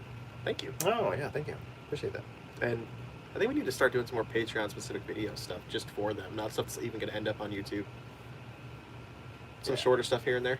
Well, we're focusing more on some behind-the-scenes stuff, early releases of stuff. I don't want to alienate my people that are nice enough to subscribe to us. I wouldn't say bus content, though, necessarily, just other stuff for them.